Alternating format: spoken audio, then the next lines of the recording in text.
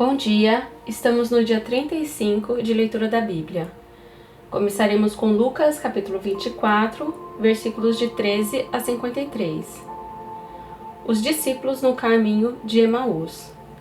Naquele mesmo dia, 2 discípulos estavam indo para uma aldeia chamada Emaús, que ficava a uns 10 quilômetros de Jerusalém. Iam conversando a respeito de tudo o que tinha acontecido. Enquanto conversavam e discutiam, o próprio Jesus se aproximou e ia com eles. Porém, os olhos deles estavam como que impedidos de o reconhecer. Então ele lhes perguntou: "O que é que vocês estão discutindo pelo caminho?" E eles pararam entristecidos. Um, porém, chamado Cleopas, respondeu: "Será que você é o único que esteve em Jerusalém e não sabe o que aconteceu lá nestes últimos dias?" Ele lhes perguntou: "Do que se trata?" Eles explicaram: "Aquilo que aconteceu com Jesus, o Nazareno, que era profeta, poderoso em obras e palavras, diante de Deus e de todo o povo. E como os principais sacerdotes e as nossas autoridades o entregaram para ser condenado à morte e o crucificaram. Nós esperávamos que fosse ele quem havia redimir Israel. Mas depois de tudo isso, já estamos no 3º dia desde que essas coisas aconteceram. É verdade também que algumas mulheres do nosso grupo nos surpreenderam, indo de madrugada ao túmulo e não achando o corpo de Jesus.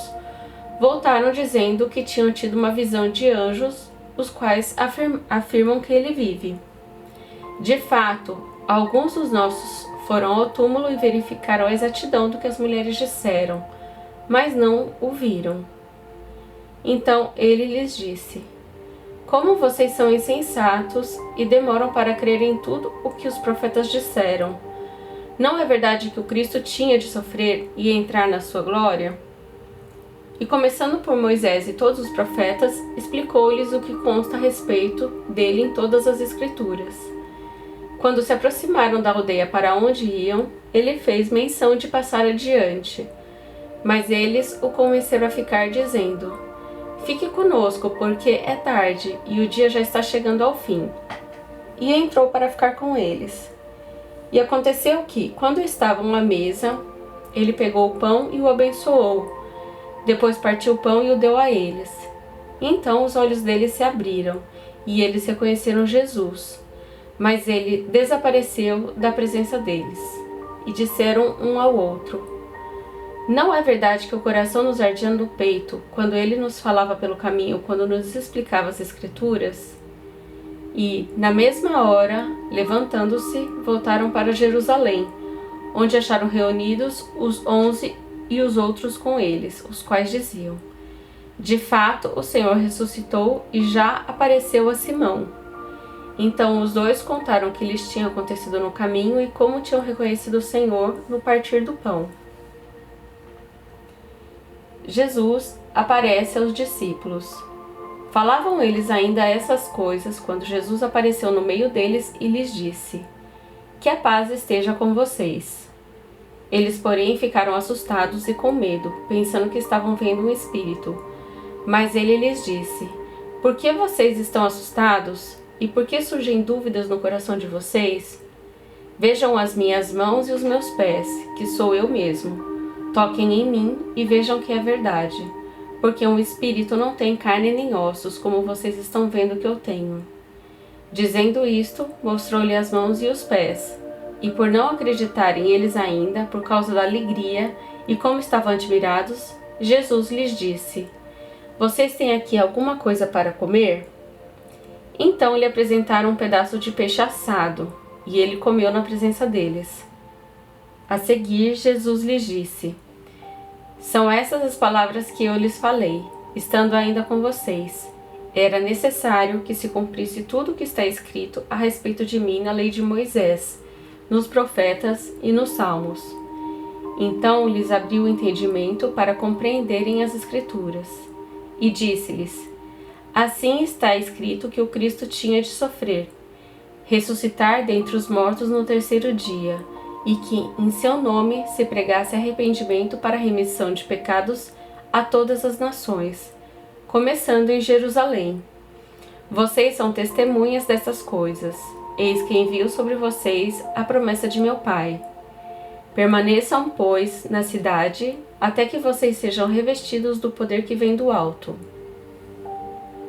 A ascensão de Jesus. Então Jesus os levou para fora até Betânia, e erguendo as mãos, os abençoou. Aconteceu que, enquanto os abençoava, ia se retirando deles, sendo elevado para o céu. Então eles, adorando, voltaram para Jerusalém cheios de alegria, e estavam sempre no templo, louvando a Deus. Gênesis capítulo 44. O copo de José.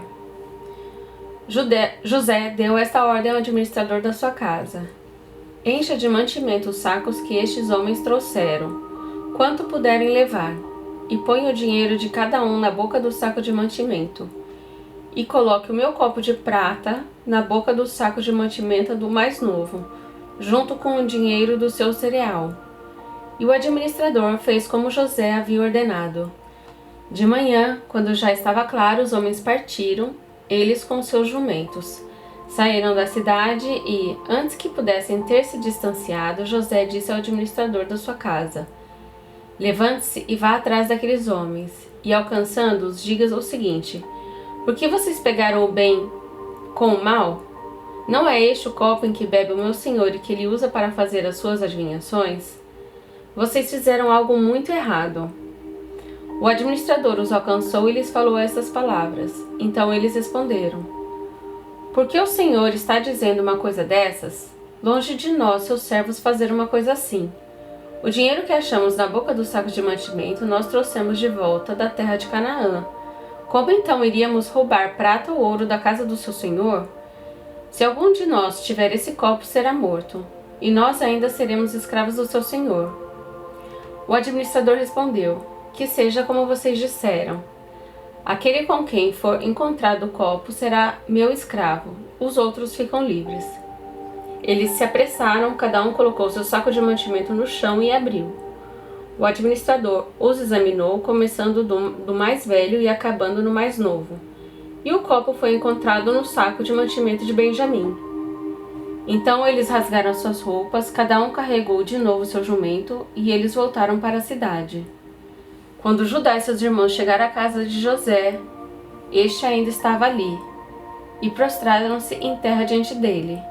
José lhes perguntou: o que é isso que vocês fizeram? Vocês não sabiam que um homem como eu é capaz de adivinhar? Então Judá respondeu: que podemos dizer ao meu senhor? Que podemos falar? E como vamos nos justificar? Deus descobriu a nossa culpa. Eis que somos escravos do meu senhor, tanto nós como aquele em cuja mão se achou o copo. Mas José disse: longe de mim fazer uma coisa dessas. O homem em cuja mão foi encontrado o copo, esse será meu escravo. Os outros podem voltar em paz para junto de seu pai. Então Judá se aproximou dele e disse: meu senhor, permita que este seu servo diga uma palavra aos ouvidos do meu senhor e não se acenda a sua ira contra esse seu servo, pois o Senhor é como o próprio Faraó. Meu senhor perguntou a seus servos: vocês têm pai ou mais algum irmão? E respondemos a meu senhor: temos um pai já velho e um filho da sua velhice, o mais novo, cujo irmão é morto, e só ele ficou de sua mãe e o seu pai o ama. Então o Senhor disse a esses seus servos: tragam o jovem para que eu o veja. Respondemos ao meu senhor: o jovem não pode deixar o pai. Se deixar o pai, este morrerá. Então meu senhor disse a esses seus servos: se o irmão mais novo não vier com vocês, nunca mais vocês verão o meu rosto. Quando voltamos à casa de meu pai, que é seu servo, e repetimos a eles a palavra de meu senhor, nosso pai disse: voltem e comprem um pouco de mantimento. Nós respondemos: não podemos ir para lá, mas se o nosso irmão mais moço for conosco, iremos, porque não podemos ver a face do homem, se este nosso irmão mais novo não estiver conosco.